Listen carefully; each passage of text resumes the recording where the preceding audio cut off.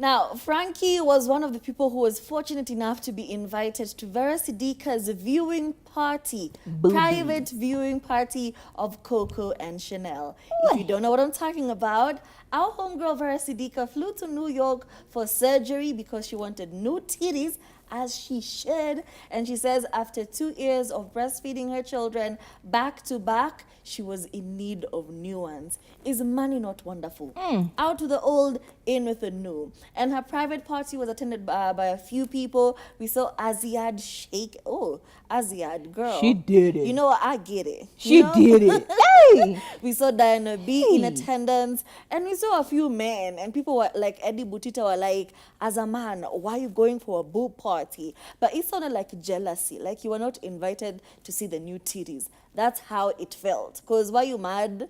Why you mad? I've gone to see titties on a not so Tuesday. Anyway.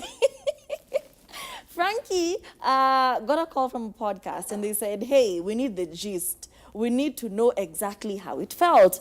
And he said during the viewing party for Coco and Chanel, which is the new titties, Vera gave them a feel of the old silicone bags and they got to feel those and see how, you know, the texture. Honestly, it was a very interesting Okay. thing. And when asked, what about the new ones? Did you get to cop a feel of the new ones? And he said, hizo mpya tuliziona kwa macho. But they did see it, okay? To be a fly on the wall on such a party. Love it. I love everything about.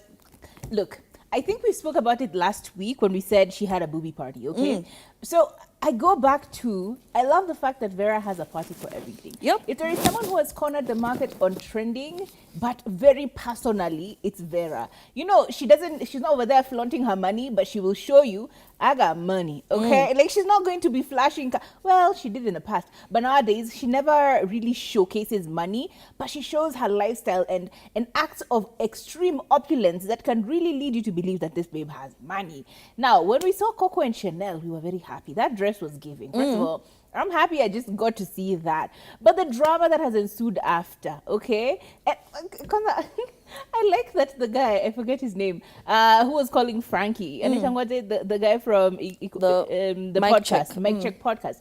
I forget his name. When he was calling Frankie, The Dan Kimathi. Wait.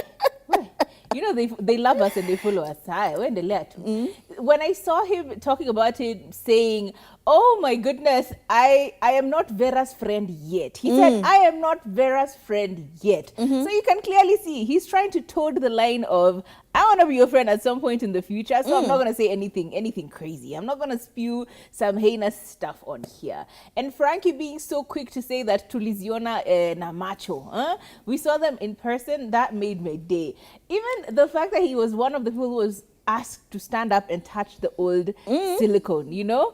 And he's like, oh, this is quite nice. He's like, I love it. Vera knows how to stay relevant. She has really become ingenious when it comes to the way she reveals her stories, the way she just moves. Even the people that were invited to that party were not just anybody who's anybody. You can tell that her circle of friends are also people who are very smart and quick about staying in the limelight and keeping themselves relevant. And I love that for her. Luya girl doing her thing. But the Butita drama made me laugh as well. You saw she publicly addressed him on her socials. Yeah, she went on her socials and she said, the Butita, I don't understand what the beef is.